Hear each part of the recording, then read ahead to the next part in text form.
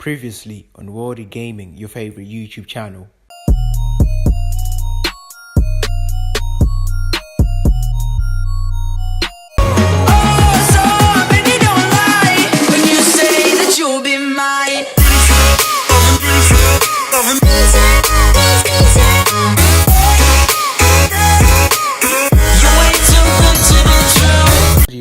This video is a continuation of the last video, and we're mainly going to be focusing on the tactical analysis or the tactical part of the formation. So let's get right into the video. Alright, so we have to go to the tactical part of the game. So as you guys can see, right, so basically the team's mentality, at first I was playing attacking to hard attacking team mentality, and I got to figure out that the moment you do a hard attacking or attacking mentality, basically your team is gonna push up way high up the pitch, and it's gonna leave you very in big trouble when it comes to your opponent like beating you with counter attacks. So basically I ended up like changing it to normal, which means part of the team are gonna be so attacking, which are the players that are assigned to attacking duties, and the defending players are going to stay a bit down the pitch or lower the pitch and try to guard against counter attacks, and try to also support the team when in cases of like my attackers run out of options or run out of chances. They just try to pass the ball back and do default attack. So basically the team's team mentality, I make sure that I put it on normal, and focus passing, I make sure that I put it on mixed. But sometimes from time to time, when let's say my wide players keep on putting redundant crosses which are not really making any impact, I tend to change it to through the middle. Or if I see that my opponent is playing a compact formation, I end up putting it to mixed. But never make a mistake of trying to rely on flank attacking, where you just try to put in the ball from the wide flanks and put it into the middle. That's very dangerous, because in this game, unless if you got very good strong center forwards in the air, then fine, you can only rely on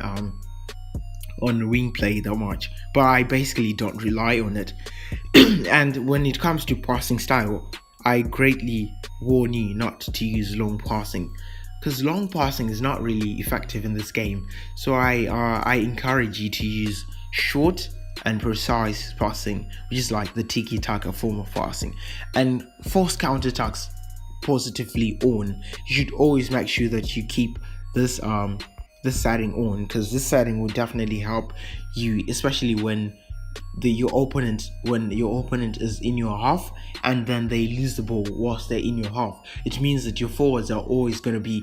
on high alert of a counter attack, which means that you definitely, maybe if you dispossess your opponents whilst they're pressing you highly, you're easily gonna manage to make a counter attack and convert the chance into a counter attack. Subscribe button right now if you enjoyed this video and haven't subscribed already. So we're in defense now. Pressing style, it has to be low, because if you do high pressing, you're gonna be so vulnerable of counter attacks, and you're gonna be beat only by counter attacks. So you definitely have to do a low pressing, and I'm telling you, you definitely have to do a low pressing. Tackling style, honestly, I'm much more comfortable with hard tackling style, even though I know that it's not so recommended, because your team is going to be awarded with the low fouls, which means that if your opponent has got good free kick takers, you're gonna really suffer those consequences and have a lot of goals, and have a lot of scores against you from free kicks. So basically, but I like doing it hard tackling style. It means that my team is really gonna have that dominance physically. And when it comes to marking style, at first I was using zonal style, then I got to understand that with zonal style, your players try to cover space and try to intercept passes more rather than marking the passing with the ball, which is very dangerous in terms of if you're playing with a team a highly rated team which has got like players who are much more good at creating chances, it means that your players are basically not going to be able to intercept the passes. So it means that your players are just going to try to cover spaces, and if the team is good dribblers, they're going to really try to break through your little, like, how can I say this, your like defensive line and score you. So basically and score against you. So basically I like to keep in man-to-man marking, where I assign every single player is assigned to his own opponent whom he marks. So this keeps your team in balance, and this means your wide players will always try to mark on wide players from your opponent's team, and your defenders will also be assigned to certain strikers, which makes it much easier for you to intercept the ball, because as long as you are man marking, it means that wherever an opponent's player goes is wherever one of your player who's assigned to marking that initial opponent's player goes, which means you like not give them much freedom to run around the pitch unmarked. And offside traps, I usually like to play them on, to put them on, because in this game it's like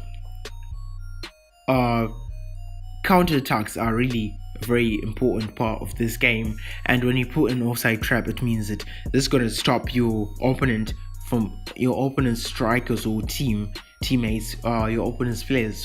from trying to